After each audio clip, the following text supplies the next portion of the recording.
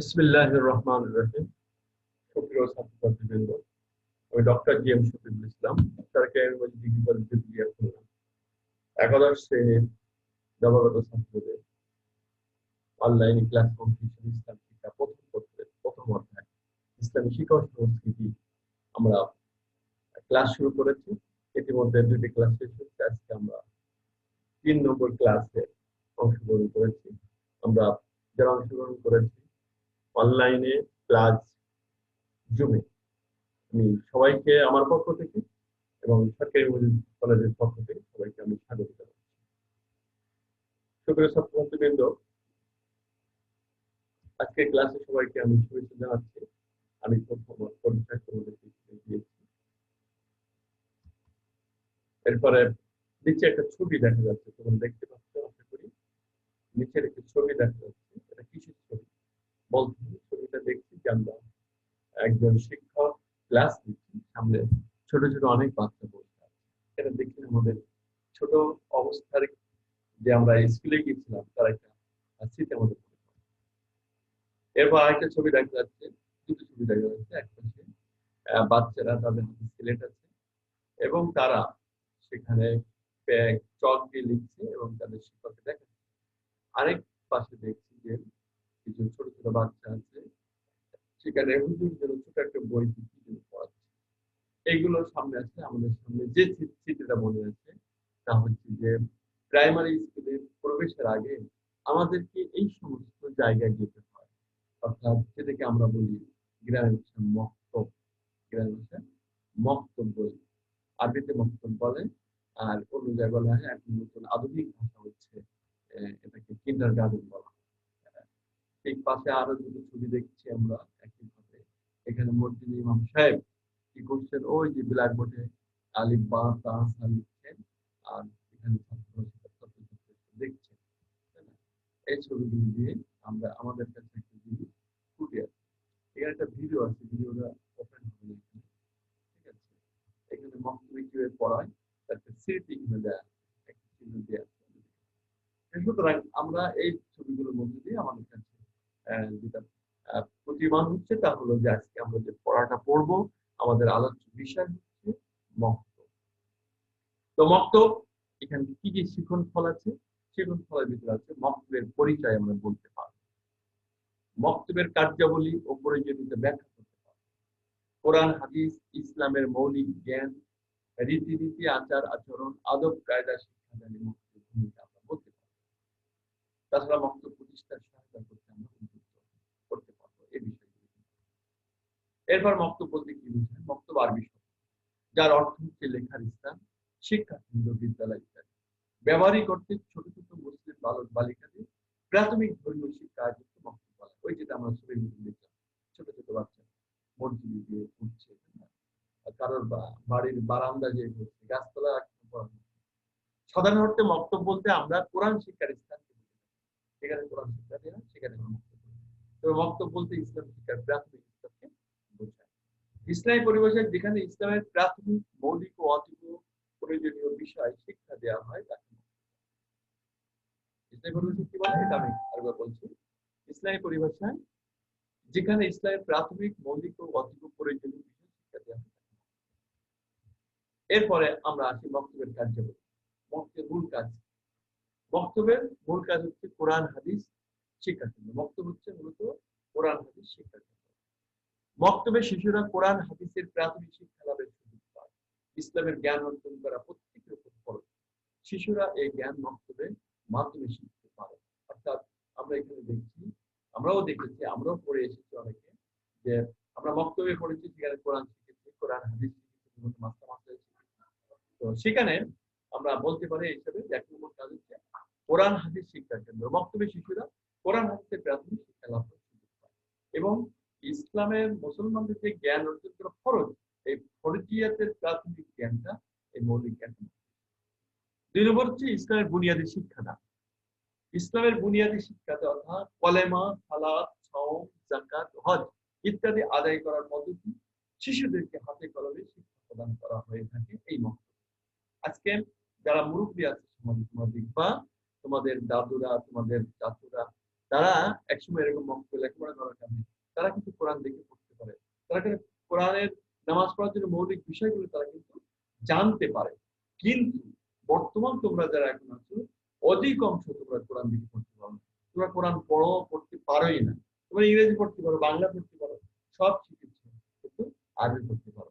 তোমরা আরবি বাংলা 12 মাসের নাম জানো, ইংরেজি 12 মাসের নাম জানো, জানুয়ারি ফেব্রুয়ারি মার্চ, কিন্তু তোমার আরবি মাসের নাম মহারম, সফর, রবিউল আউয়াল, রবিউল সানি এটা তোমরা বলতে পারো না।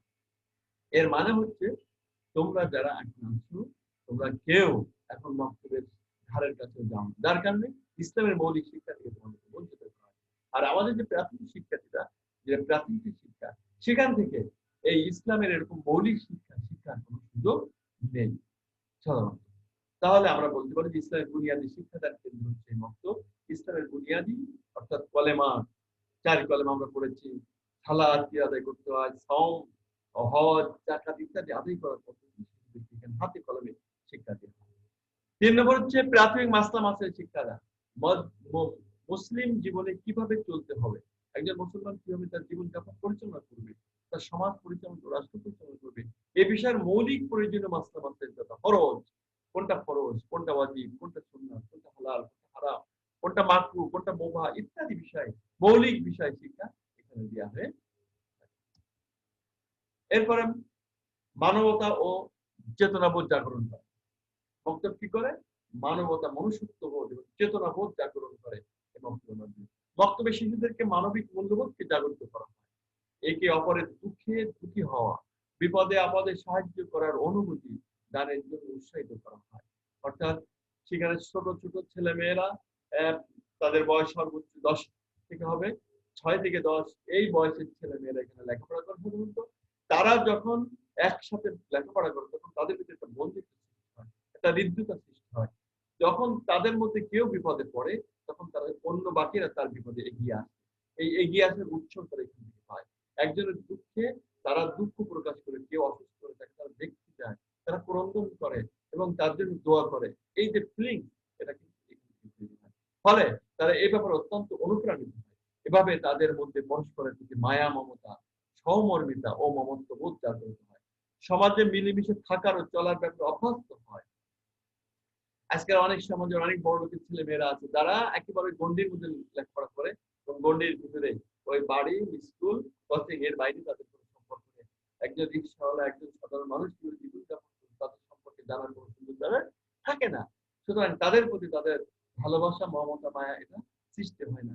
এই জন্য এখানে বলছি যারা মক্তবে যায়, অন্তত মক্তবে লেখাপড়া করে, এখানে তাদের প্রতি পরস্পর প্রতিক্রিয়ায় মায়া সৃষ্টি হয়, মমতা সৃষ্টি হয়, সহমর্মিত মমত্ববোধ জাগ্রত হয়, সমাজে মিলিমিশে এবং চলার ব্যাপারে তারা অভ্যস্ত হয়, পরস্পর প্রতি ভালোবাসা, সম্মান সৃষ্টি হয়, সহানুভূতি, সমবেদনা, মানবতাবোধ উজ্জীবিত করে হয়।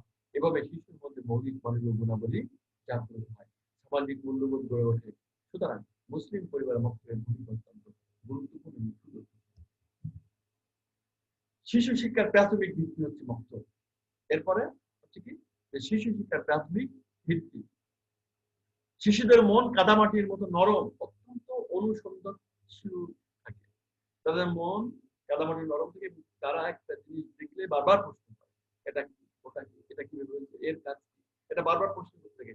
যার কাছে মায়ের কাছে মাকে প্রশ্ন করে, আপুর কাছ থেকে আপুকে প্রশ্ন করে, বোনের কাছ থেকে বোনের প্রশ্ন করে, ভাইয়ের কাছ থেকে ভাইকে প্রশ্ন করে।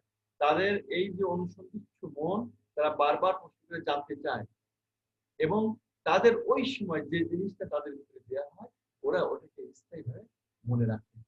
তোমরা টিভিতে দেখবে যে মাঝখানে আমি একটা ছোট একটা নাটক দেখলাম, সেখানে একটা ছেলে স্কুলে তাকে শেখানো হয়েছে, শপথ বাক্য পাঠ করানো হয়েছে যে আমরা কখনো মিথ্যা কথা বলবো না, সর্বদা সত্য কথা বলবো, যারা মিথ্যা কথা বলবে তাদেরকে আমরা প্রতিহত করবো বা তাদেরকে বাধা দিব। এইবার এই ছেলে এসে বাড়িতে যখন আসছে, মা যখন তার সঙ্গে মিথ্যা কথা বলছে, মাকে আটকে দিয়েছে, না এটা মিথ্যা কথা বলা যাবে, মা সংশোধন নেই। মা বলছে খবরদার কাউকে বলতে।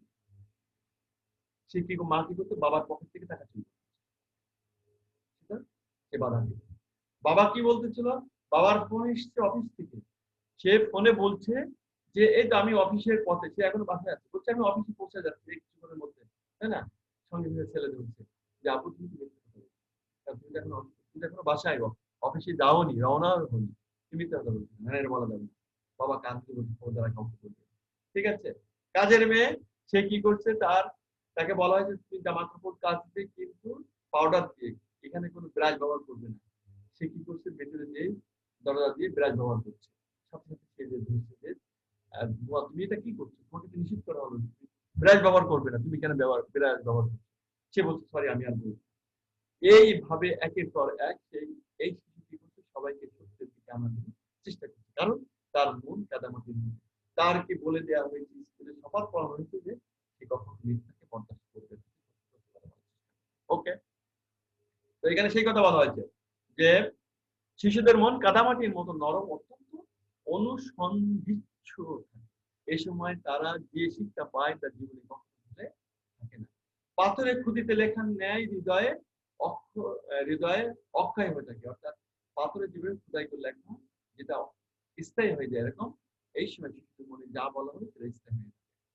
আর মনীষীরা বলেছেন শৈশবের চেষ্টা ও সাধনা পাথরে খোদিত নকশার ন্যায়, আর বার্ধক্যের চেষ্টা সাধনা পানের উপরে লিখার ন্যায়। পানির উপরে লিখলে যেমন সাথে সাথে মিশে যায়, বয়স যখন হয়ে যায় তখন পড়াশোনা করলে কোনো কিছু শিখতে গেলে সেটা ওরকম মিশে যায়। তাই বলা যায় মক্তব হলো শিশু শিক্ষার প্রাথমিক ভিত রচনা করে। আজকে তোমাদেরকে আরেকটা ঘটনা আমি এভাবে বলছি যে একটা গবেষণায় দেখা গেছে যে মুসলমানরা বিভিন্ন ধর্মে কনভার্ট হয় মাঝে মাঝে, কিন্তু কনভার্ট হওয়ার পরও তারা সেখানে আবার ফিরে আসে। এর মূল কারণটা কি, তারা গবেষকেরা খোঁজার চেষ্টা করেছে। অন্য ধর্মের হিন্দুরা খ্রিস্টান হচ্ছে, হ্যাঁ খ্রিস্টান হয়ে চলে যাচ্ছে, সমস্যা নেই। ইহুদি হচ্ছে, খ্রিস্টানরা ইহুদি হচ্ছে, ইহুদিরা খ্রিস্টান হচ্ছে, কোনো সমস্যা নেই, যে যেটা গ্রহণ করতেছে এবং তারা সে মৃত্যু পর্যন্ত কিন্তু থাকছে। কিন্তু মুসলমানেরা যদি ইহুদি হয় অথবা খ্রিস্টান হয় অথবা পৌত্তলিক ধর্ম গ্রহণ করে যে কোনো কারণে হোক, তাহলে দেখা যায় কিছুদিন পরে সে আবার কনভার্ট হয়ে আবার সে মুসলমান চলে আসে। এর পিছনে গবেষণা করে দেখা গেছে যে মুসলমানদের সন্তানরা যখন জন্মগ্রহণ করে তখন তাদের সাথে সাথে ওই অবস্থা তাদের ডান কানে আযান এবং বাম কানে আকামত শোনানো হয়, যার ভিতরে আল্লাহর একত্ববাদ, আল্লাহর রাসূলের শাহাদাত, এই কথাগুলো থাকে। কলেমা লা ইলাহা ইল্লাল্লাহ আছে, আশহাদু আল্লা ইলাহা ইল্লাল্লাহ আছে, মুহাম্মাদুর রাসূলুল্লাহ আছে, এই কথাগুলো ওই যে কাদামাটির মতো ওই কথাটা তার ভিতরে পাথরের খোদার মতো তার ভিতরে থেকে যায়। যার কারণে মাঝে মাঝে যদি পথভ্রষ্ট হয়েও যায় তাহলে আবার সে ফিরে আসে সব জায়গায়, তাকে স্থায়ীভাবে কোনোভাবে রাখা যাবে এই কারণে। এই জন্য এখন আমাদের দেশে যারা এনজিও খ্রিস্টান যারা তাদের ধর্ম প্রচার করছে, তারা এখন পরিকল্পনা গ্রহণ করছে যে এমন কিছু করতে হবে যাতে করে মুসলমানদের জন্মের সাথে সাথে তাদের কানে আযান না হয়। এই জন্য তারা এই দেশে হাসপাতাল করছে, বিনা পয়সা তাদের হাসপাতালে ভর্তি হওয়া যায়, বিনা পয়সা সেখানে চিকিৎসা নেওয়া যায়, এবং সেখানে যাওয়ার পরে হাসপাতালগুলোর নামও দিয়েছে মুসলমানরা, যেমন যশোরে আছে ফাতেমা হাসপাতাল, খ্রিস্টানদের নাম ফাতেমা হাসপাতাল।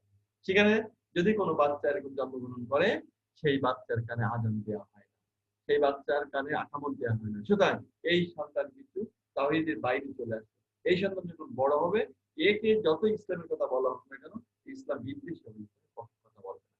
এই পরিবেশ এখন বাংলাদেশে এইভাবে কাজ করতে একটা গবেষণা দেখা।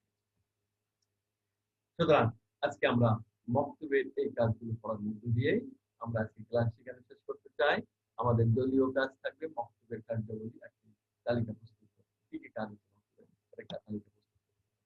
এরপর মূল্যায়ন, অর্থাৎ এখানে প্রশ্ন থাকবে মক্তব কাকে বলে, মক্তবের কি কি কার্যাবলী আছে, মক্তবে শিশুরা কি কি শিক্ষা গ্রহণ করে, হ্যাঁ এখানে এর ভূমিকা কি, এই বিষয়গুলো এখানে মূল্যায়ন হবে।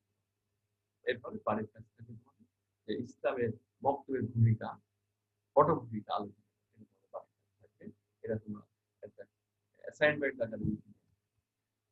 সুতরাং সহায়ক গ্রন্থ হিসেবে তোমরা ইসলাম শিক্ষা প্রথম পত্র, যেটা আমরা ডক্টর মোহাম্মদ রহিমুল্লাহ অক্ষয় প্রকাশিত কাজী বেয়ালাস, এখান থেকে এই বইটা পড়ে নিতে পারো। আমরা যে বইটা পড়ছি এটা হচ্ছে ডক্টর মোহাম্মদ আব্দুল রহিমের সোনালী সুহাদের, এর সাথে সহায়ক গ্রন্থগুলো তোমরা গ্রহণ করতে পারো। আগামী দিনে পাঠ আমরা পড়বো, আগামী দিনে আমরা পড়বো ইসলামী সংস্কৃতির পরিচয়, ইসলামী সংস্কৃতি কাকে বলে। সুতরাং সবাইকে আবারও ধন্যবাদ জানিয়ে আমি আজকের ক্লাস এখানে শেষ করছি। আল্লাহ হাফিজ, আসসালামু আলাইকুম।